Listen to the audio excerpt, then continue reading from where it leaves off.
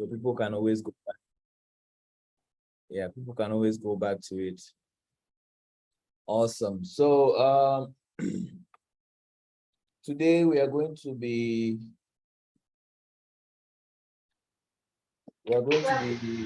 starting the computer and operating systems course. We are going to look at what a computer is, look at like a brief history of computers, and see some of the functions, try to understand it, because right now we are using computers to actually all the tasks that we are working on. Mr. Ben, please can you mute yourself for a minute? So we need to understand the tools that we have before we go about using them. I think I've also noticed that some of us were facing issues, maybe not knowing how to install softwares, finding it difficult to navigate around their PC and all. So it's good that we go over like the basics of computer, try to understand what the PC is, then we can move from there to applying it or using it in the various applications as we see fit. So I'm just going to share my screen a bit. Not a bit, I'm just going to share my screen.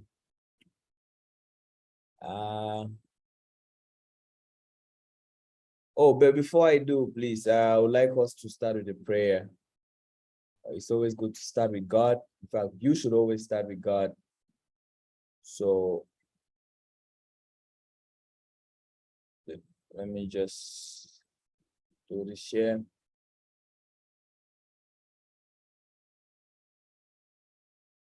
Please, let's pray. Is anyone inspired to lead us in prayer? Or maybe it's just me. Let's pray. Our most gracious and ever living Father, Daddy, we thank you for today. We thank you for your mercy. We thank you for your grace. We thank you for your presence in our life. Daddy, we thank you for bringing us together once more to attain wisdom that you have given us. Daddy, oh God, we pray that as we begin our lessons for the day, Father Lord, may you come and dwell with us. Father Lord, may you open our minds, Father Lord, to attain every single and be able to assimilate every single thing that we learn today, oh God. My God and my Father, Lord God, we put you in front of our day, we put you in front of our meeting, and that as we begin, may we go with you, oh God, and may you carry us through. May you continue to give us the strength, oh God, and may we not rely on our efforts, oh God. Guide us, oh God, as we invite you to take control. For in Christ's name we pray. Amen. Amen. Amen. All right. So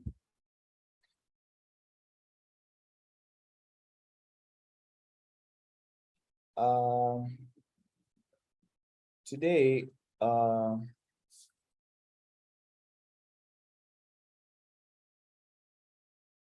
Gate Academy Africa. Let me just expand this a little.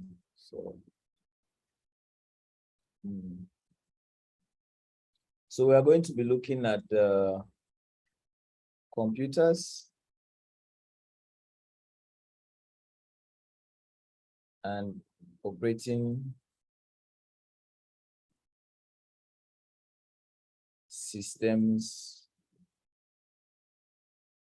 course. You know, in the Gate Academy program, we have, I think, over 10 courses, and this is just one of them. I think this is the course that gets us introduced into the whole program, into computers and everything, since most of what we are going to be doing is with the computer. So we're just going to get introduced. And the first thing I want us to talk about is what exactly is a computer. Does someone have an idea of what a computer is?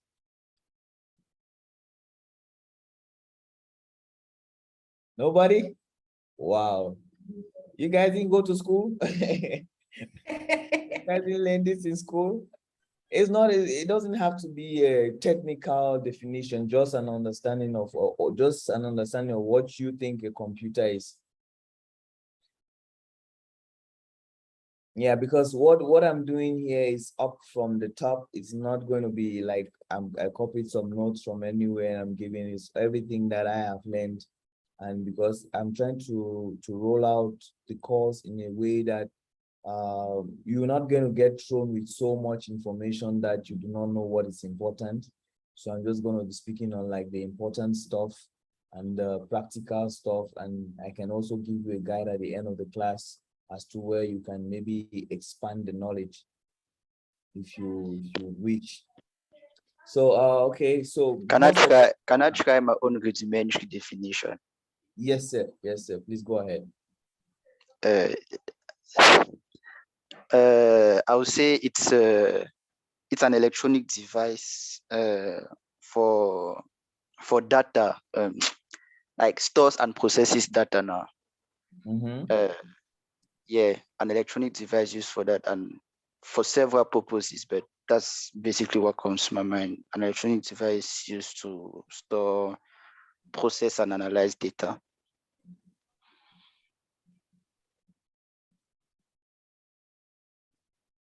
So thank you very much, Mr. Amel. Exactly. Mr. Amel says a computer is an electronic device that processes, analyzes data. And he's nowhere like this could be like the summary of any definition you get of a computer, because a computer basically is just a device. It's a device which is electrically powered, and it's electronic. Electronic means it has some integrated circuits, just some small boards and everything like that. Electric means it runs on electricity. The computer's purpose is for analyzing data, storing data or information, and also producing an output.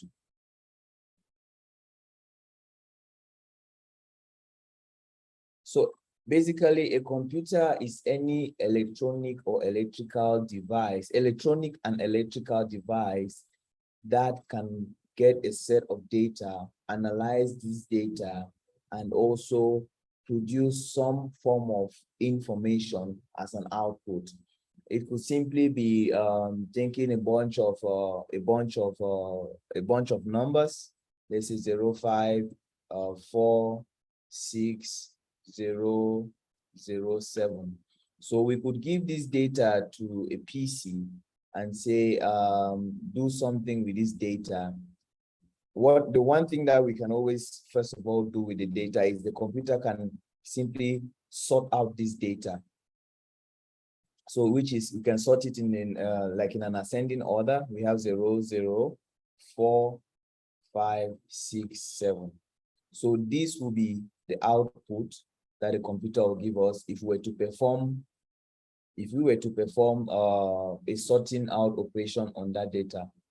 And the next thing is we can simply maybe arrange it as a date. If you want to see, let's say, let's take 05 slash 04 slash 04, is it 607 AD? Let's take 607 AD.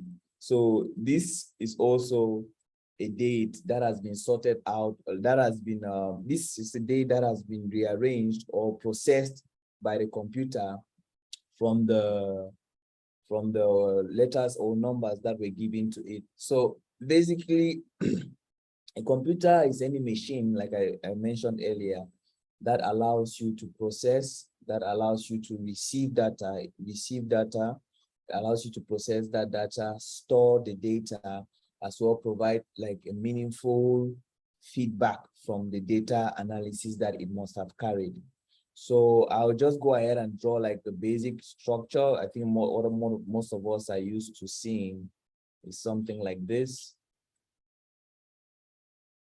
Maybe the disk cassette over here, and This, let's say this is a stand, this is our monitor. Then we have a mouse.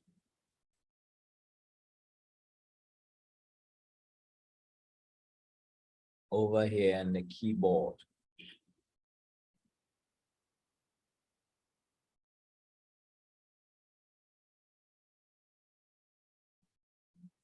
So this is our keyboard. This is our monitor.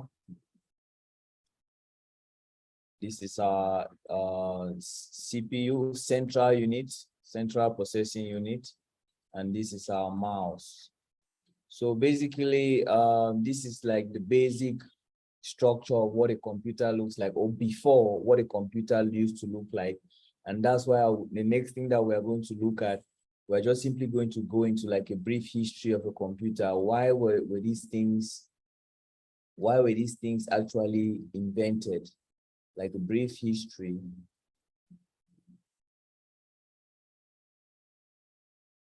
of computers.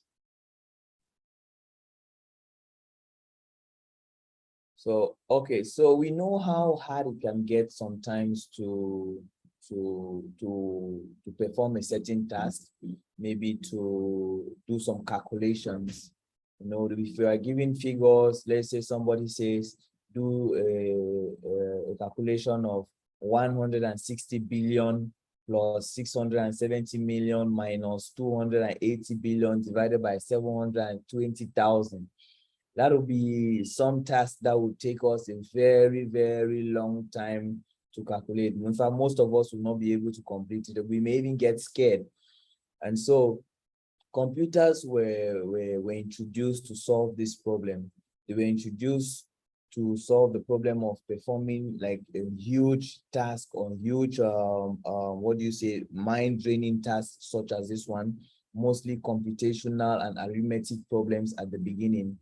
And and these computers were introduced also to make processes easy. So we could simply have some data or some information that we need to really analyze, maybe like predicting the weather, you know, trying to make forecasts, you know, trying to get like a population data of the world and make projections on that.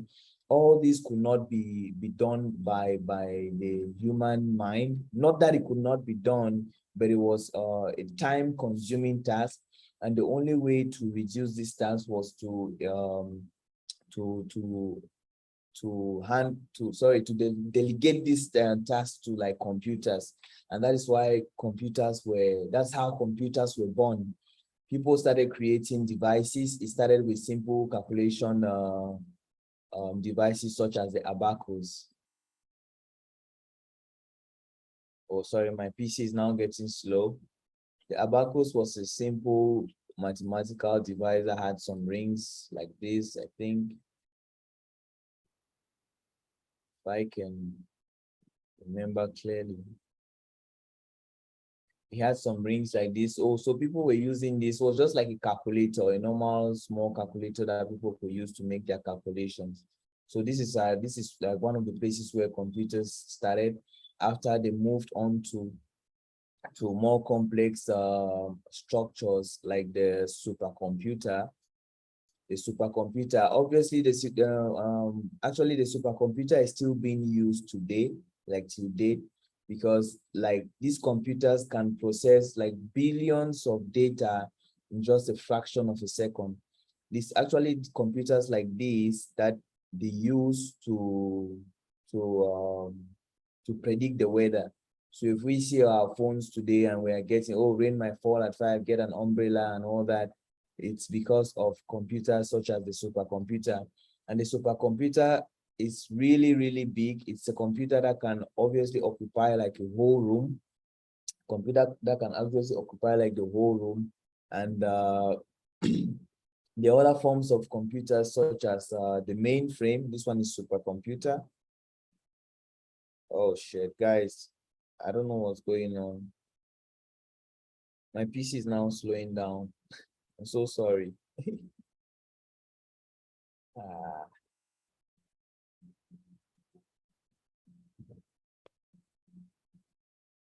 All right, so what we do is what we'll do now is I'll close this app instead of writing down. I'll just show you on the screen as well.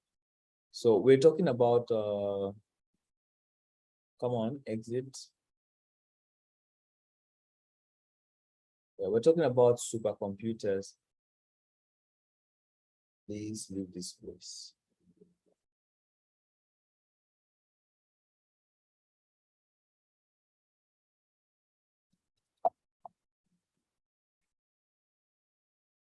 Oh my goodness, this is not good, eh?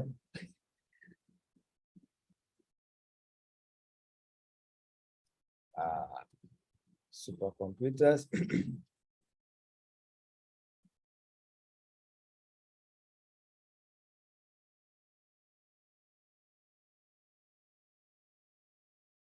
Yeah, so if you see, this is technically what a supercomputer looks like. Like this one, how do you call it? This one more is this is like this single piece is not the whole computer. The computer is actually a combination of several pieces like this, and it feels like a whole room. It is used for like very, very complex mathematical operations and computational logical operations as well, like predicting the weather. Like I think that is like the main one of the main uses of the supercomputer, and also to model like large data such as population data, demographics and all that. And then we have other computers such as the mainframe computer.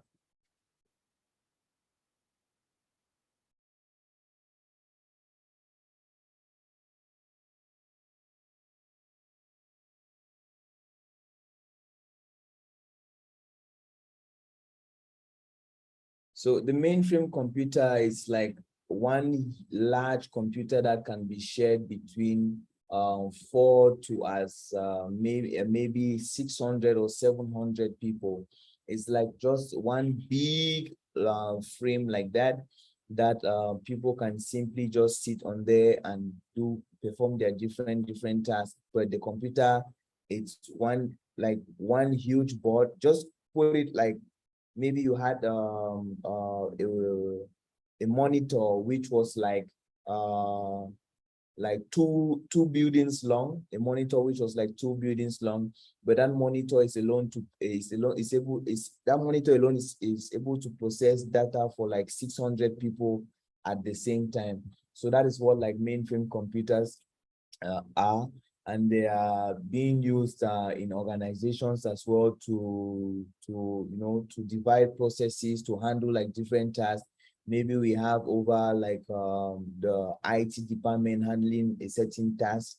There's one guy maybe for the IT department standing over here working on this part, and there's one guy maybe for another department standing over here working on this part.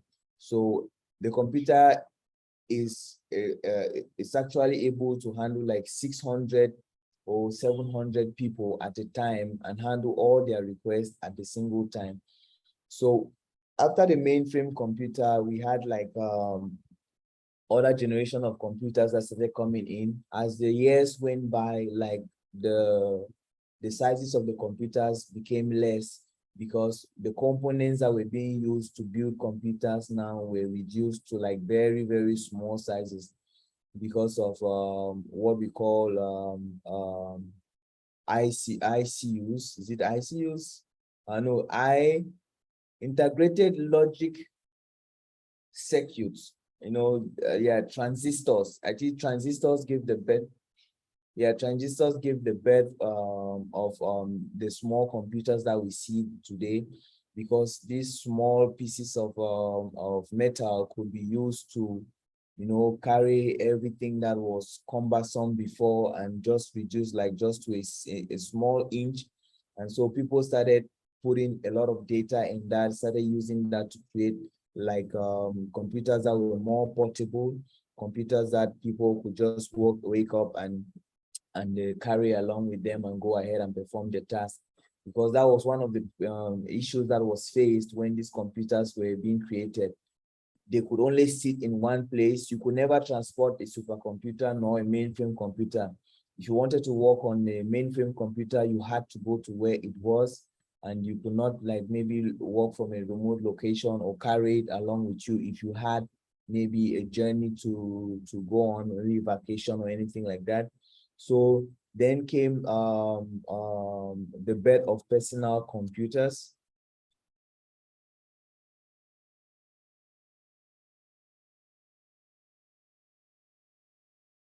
Then came the birth of personal computers. So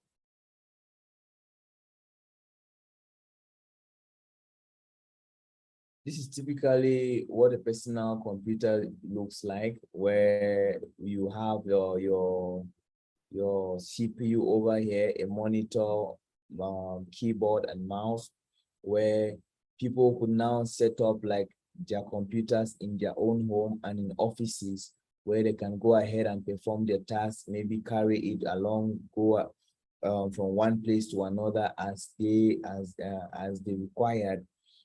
So the sizes kept on reducing and reducing and reducing until till date we have computers that are in the form of phones now.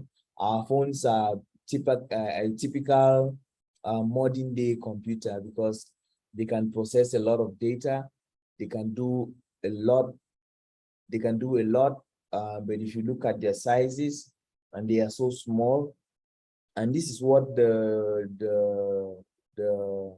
what do you call, the industry is looking to push as well. The industry is looking to push for smaller and smaller devices that are very portable and easy to use. Let me just take this off, sorry. The industry is looking to make these computers as small as possible for everyone to access and for everyone to use. So computers have been reduced to phones these days. Computers have been reduced like to phones these days. And I want us to simply, right now, I want us to go in and look at exactly what a computer looks like from inside. Because we've talked about what they look like from outside. So let's look at what a computer looks like from inside, so we get to understand exactly what these components are and how they actually interact with one another. For us to go ahead and do that, please, I just want us to rejoin the meeting since we have only like 5 or 10 minutes left. Let's just rejoin the meeting, then I'll go to annotating again. Okay.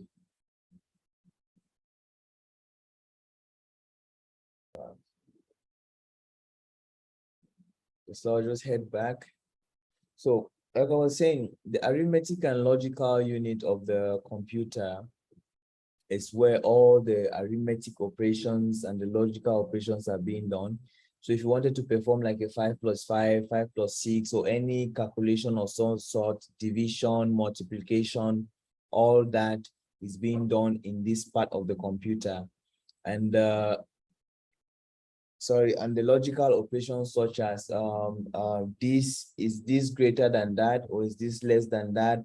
You know, any logical operation, if this was this, what will be the outcome? So any logical operation also is being performed in this unit as well. And then there is a memory unit. The memory is where data is being stored, and the memory is subdivided into two or three other parts, because there's external memory. There's external memory that stores like computer program files, stores like program files, stores your own personal files, and also stores maybe system files. And then there is the internal memory, which you have like the RAM and ROM for the internal memory. The ROM is used to hold what we call the firmware. We call that firmware. The ROM actually is a firmware, that's what it's called, and it's used to hold like programs that actually start up the computer. So each time you actually press like the on and off button of your PC, that command goes to the ROM first and fetch the information or the software that is needed to start up that PC. Everything regarding starting up your PC and boot sector and all that is done in the ROM. It's saved in the ROM. And the RAM, which is random access memory, ROM stands for read-only memory. So you can only read from it. You cannot write it. You cannot change what has been written in the ROM. So in RAM stands for random access memory, which is also like dedicated for running processes. So if I wanted to open like my Zoom app, so you see right now we have Zoom app working, we have Safari working, we have how do I remove this thing from here? Okay, we have Zoom working, we have GoodNotes, we have Safari, and we have Finder. All these apps are actually running on the RAM right now. They are occupying space in the RAM. And if the space in your RAM is not big enough, your computer will start slowing down. Like you see how a few minutes back, the computer was slowing down because there were so many processes that were running on the RAM at the same time, and it was consuming the space on the RAM for other processes to be run. So for the RAM to be free, like you need to stop a certain process and give more space to another process to run. And all these apps have like some amount of space they occupy in the RAM. So if I run like Zoom, and Zoom was consuming like 1.5 gig of my 5 gig RAM, and then I wanted to run another app which was like which needed like 6 gig of RAM, the app won't run because Zoom is running and the space where the app has to run on is quite small. So, or even if it did run, you wouldn't be able to click any single button or any single text. You'll not be able to do anything with the app. It will be so slow to even open up. So this is the block diagram of the PC. Heading back to that, we have now the output section. The output components of the computer are responsible to give like feedback to the user. Sorry guys, I don't know why my video is short. I just knew something was off. So the output section is used to give feedback to the user. So whenever we send in data, we always want to perform some calculation or some logical operation on it, or maybe we just want to save it for later. And whatever thing happens, maybe we want that data back, it goes back and comes to the output section. The output section is responsible for producing that, and the computer has output components that are responsible for doing things like this. We have like the monitor, we have the speakers. You all can hear me right now because the microphone is taking that in and sending it to the speakers of your own computer through this software. So that is how like the process works for every computer, and all computers can always be reduced to this block diagram of a PC. So I just want us, I don't know if there's any question for now. If any guys have any questions, please. No question for me. No question from Chuapi. Mr. Amel, any question? No, I'm sure so far. All right, so Mr. Isa, any question? Mr. Ben, is it there? Yeah, Mr. Ben, any question? No questions. All right. Let me see if I can go back to this again. Where was I? Okay, I was somewhere here. All right. So the components of a computer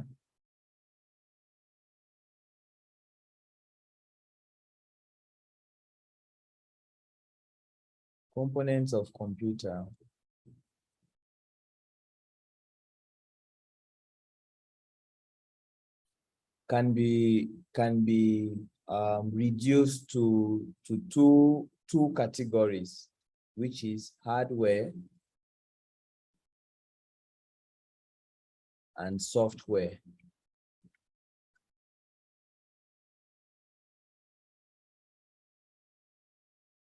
So basically, hardware, who can guess what hardware components are?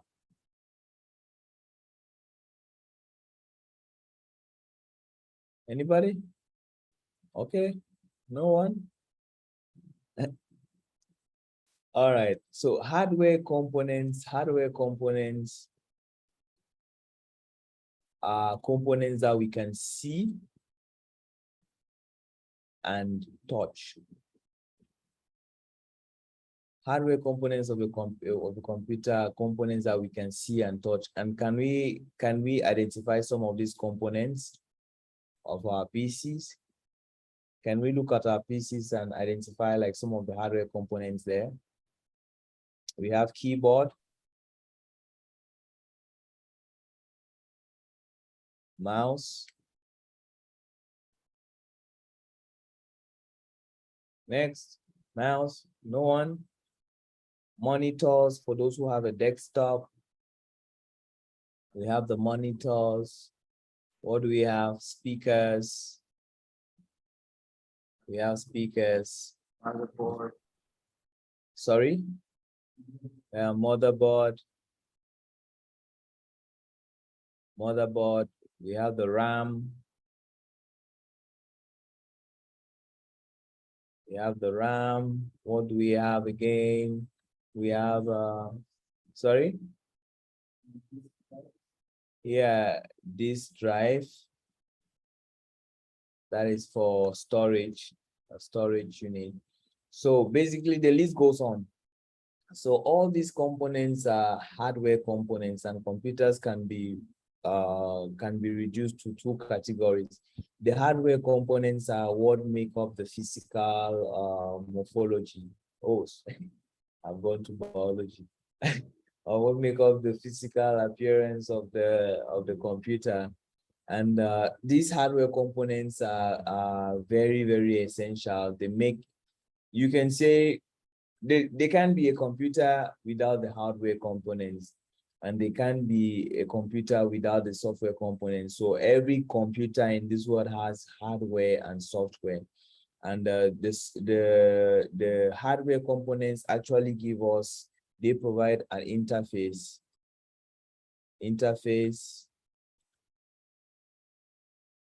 for user to interact with computer, while the software components, they provide, they actually run the tasks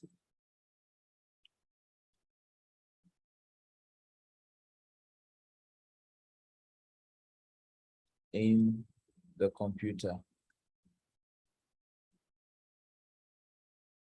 So we've seen some hardware components, and then I'll just like us to jump onto the software part. I want us to please try to, can we name some software components of the PC?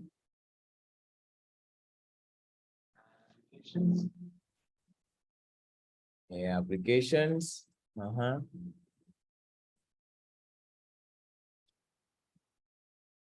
Operating system.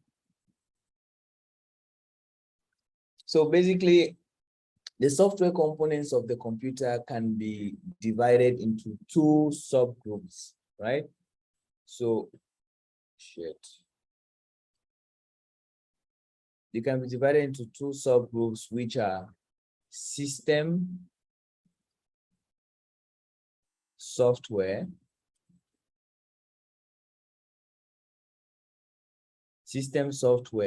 and application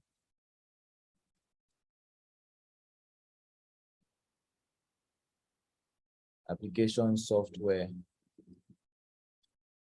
So first, what is a software? Can anybody try?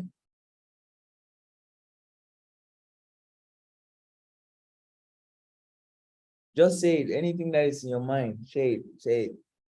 Man, there's no shame here. We all are friends. Yeah.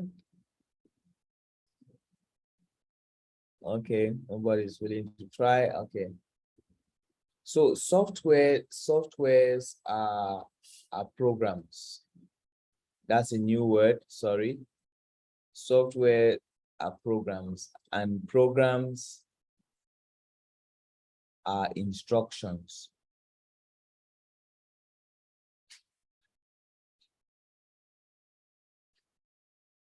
Programs are instructions. So software components are basically instructions that we give to the computer. So if you see all this, your Microsoft Word, Microsoft Excel, even this app that I'm using right now, this Notes app, it is a software and it can be reduced down to instruction. So it's actually taking it's actually the instruction is actually to read my pen, to read like the motion of my pen on the tablet and display that on the screen. That is the simple instruction that the whole of this app performs. So it's just reading my what do you call motion on the pen, sorry, on the pen, or sorry, on the tablet, and displaying it on the screen. That is why we are able to see all these that are written down here. But if you look at my tablet, you will not see even one word such as this here. But this has read like the motion of the pen and converted it into something that people can understand and can also see what I'm trying to write. So basically, all software in our computers can be reduced to simple instructions. Softwares are instructions, softwares are programs, and programs are instructions. So it goes from instructions to programs to software. So software, you can say, is a combination of programs, while programs are a combination of instructions. So that is how you can look at software and programs and instructions. That's how you can differentiate them. And then we have system software and application software. So system softwares, system software, system softwares are those softwares that are used to manage the operation of the computer. It manages the overall functioning of the computer. That's what system software does. And the most essential system software is called the operating system. Operating system, OS for short. So without the OS, a computer cannot run. Like there's no computer without the operating system, because the operating system actually provides the interface for every other thing to run on. So all these things we are seeing on our PC now, these apps and all that are all being displayed, are all being able to display because the operating system is running on this PC. And if we take out the operating system, then there will just be a blank, empty, hard metal on my table right now. So the operating system is like the main software that carries like all the other system softwares for the if I control the overall functioning of a computer.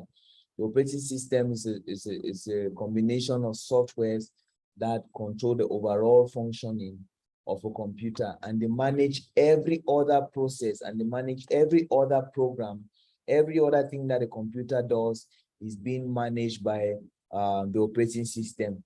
Your disk space, from where to save files, from file name to that, all that is being managed by operating system. It's the operating system that says, okay, I've named this folder as clients. Let it remain as clients and let it be displayed as clients. It's the operating system that manages that task.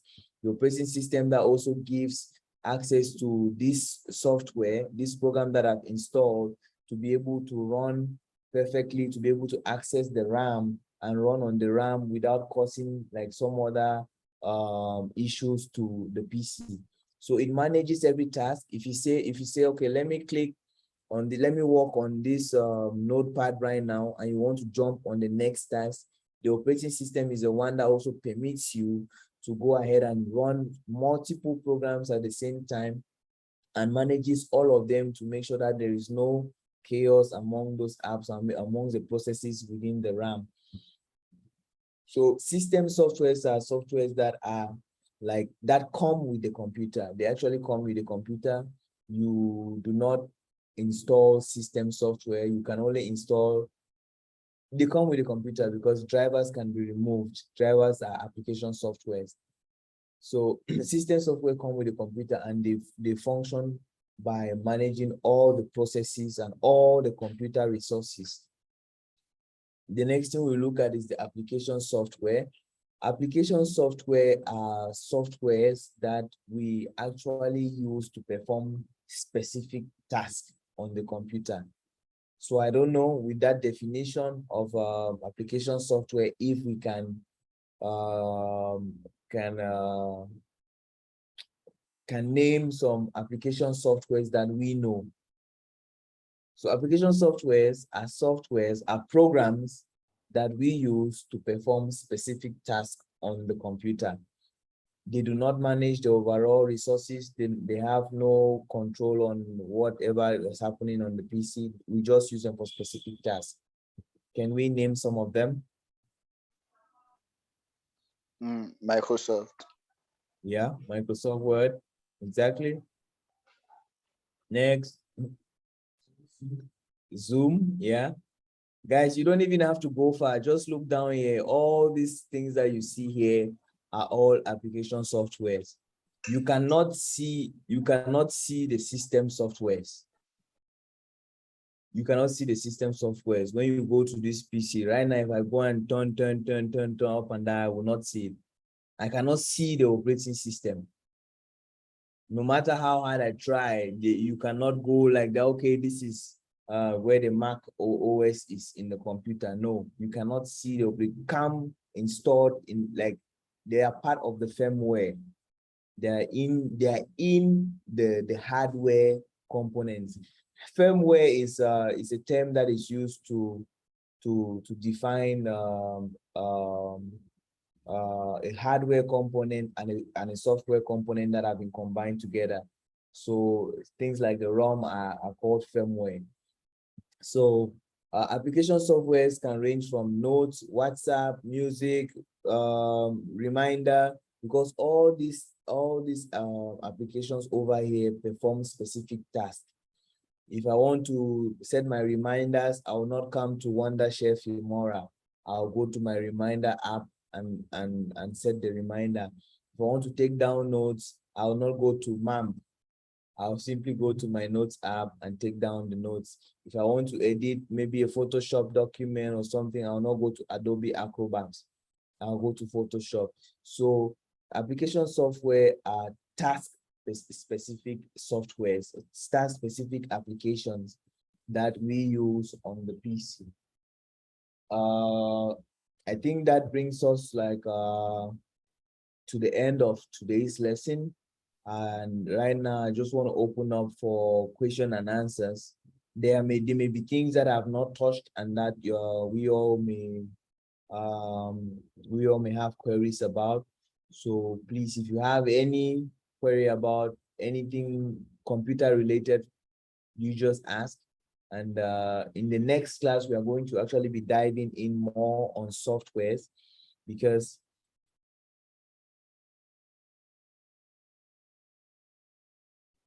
we're going to be diving in on softwares next class.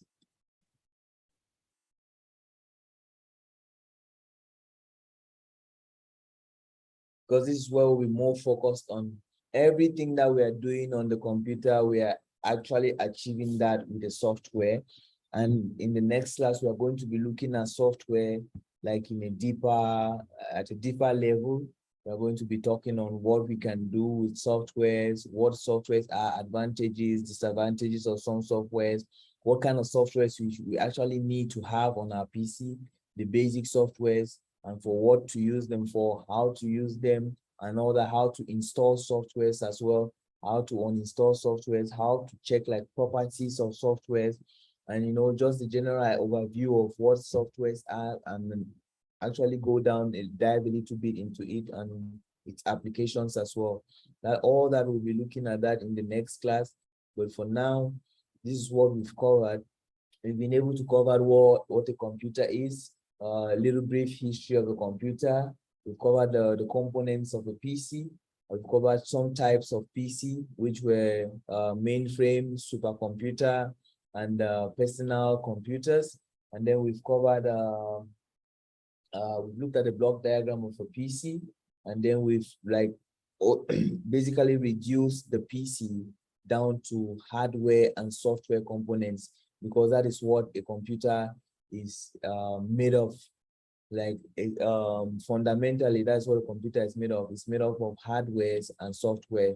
The hardware component is all that we see and we can touch, and the software components are what we cannot touch, are the actual things that run or give us an interface to interact with this computer. Even if we just came in here and we had a monitor and the keyboard and everything, we will not be able to do that, to do anything with that, because basically there's no interface. There's no interface for us to interfere and to interact with the PC. And the software components provide us with that interface to interact with the PC. So I don't know if there's any question. Please, I'll be taking questions and answers now. And then I'll provide a link for us to read further about computers at our own spare time. Please, Mr. Charles, 1 minute, Mr. Ben. 1 minute, Mr. Ben. Mr. Charles. Yeah, so what we're actually doing right now is this is the first batch. This is the first batch of Gate Academy Africa.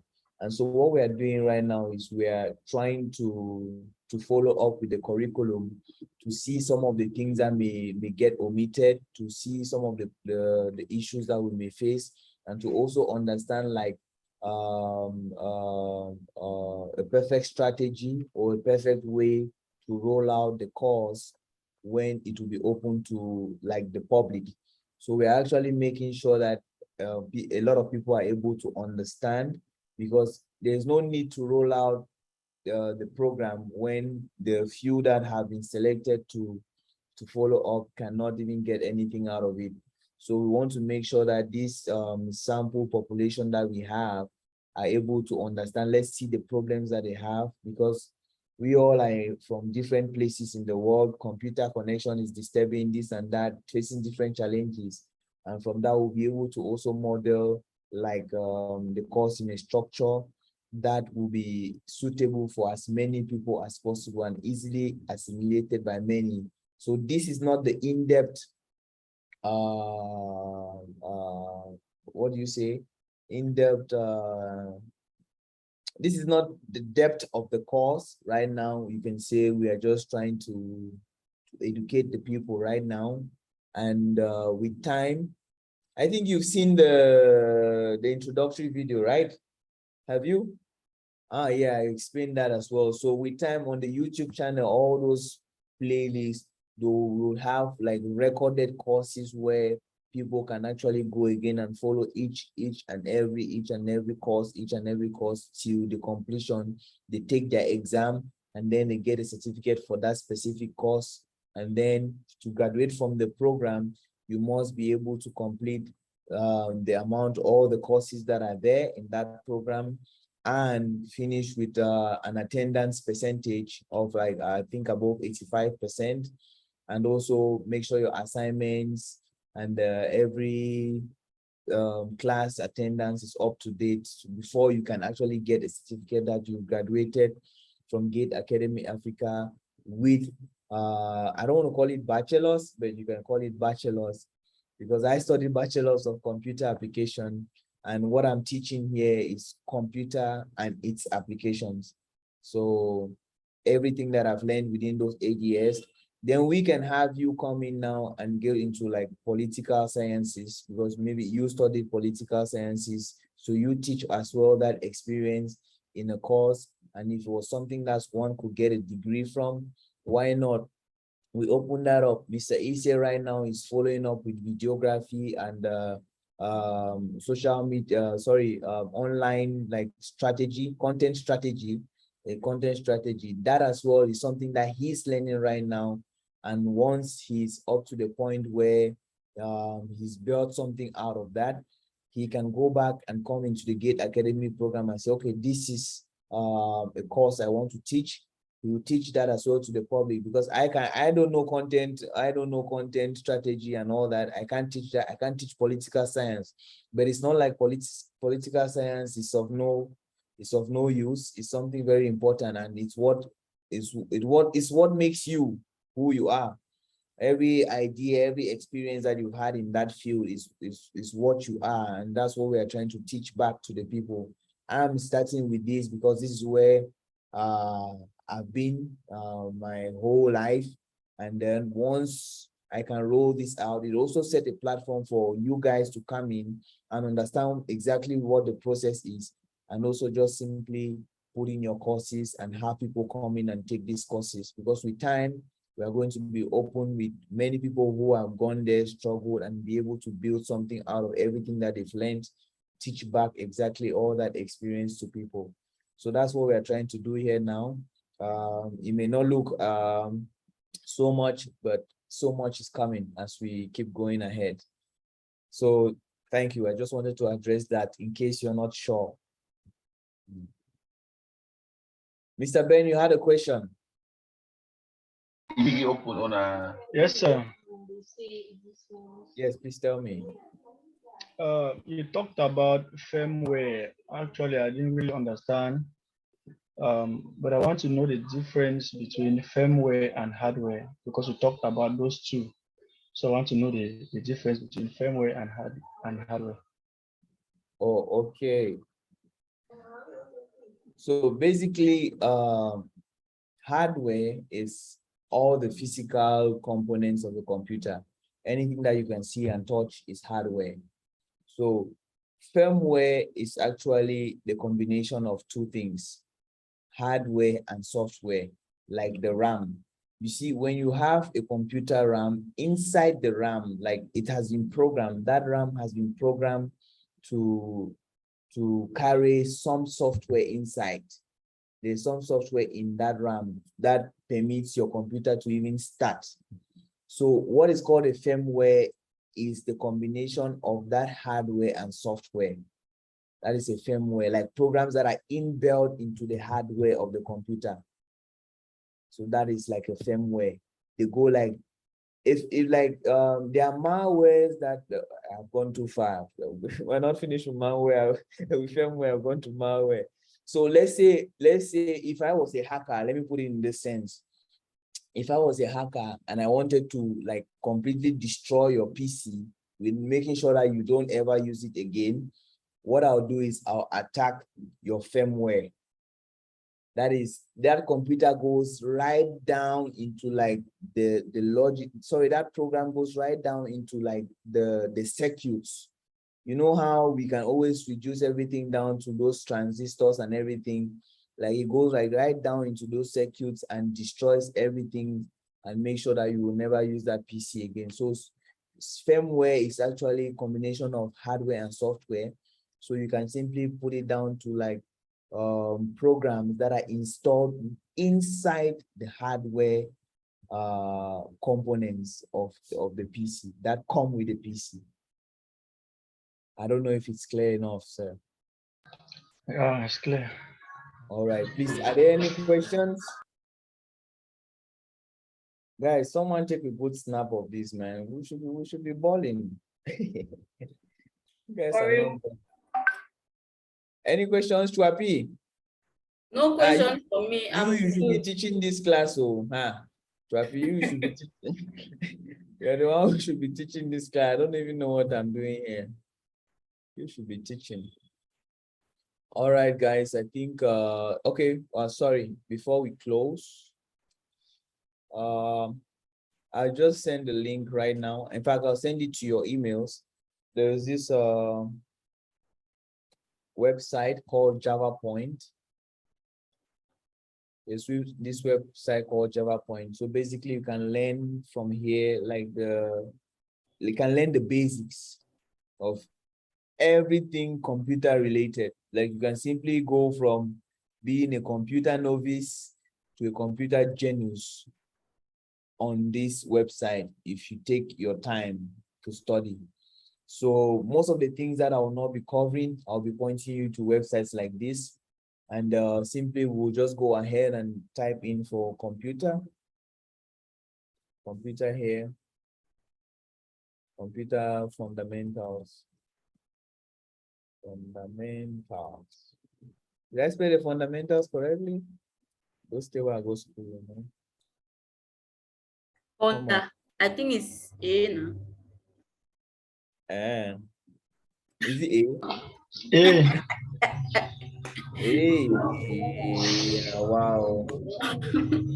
man, head to block now. I've expressed my dullness on Zoom. No, that's not what it is. So we are going to have Gate Academy like this. It's going to be also a platform where you'd have courses like this, and people can simply come there, learn, and you know, go ahead and get a certificate and all that. So it will be different courses. Right now it's just computer. I want to go to the beginning. Where is that? I don't want the latest books. Where do I sort out here?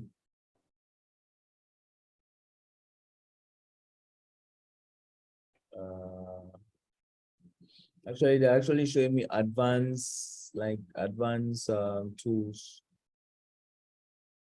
All right, guys, we have a minute, so I'll just look through that. Then I'll email the link to you. I'll email the link to you right now. You can go ahead and you see things like how to tell how hot my CPU is running, how to install the computer motherboard. Man, the sky is not your limit, but it can be the ground. Sky can be the ground for you to to go ahead and do whatever it is you want to do. So I want to thank you guys very much for this very wonderful class.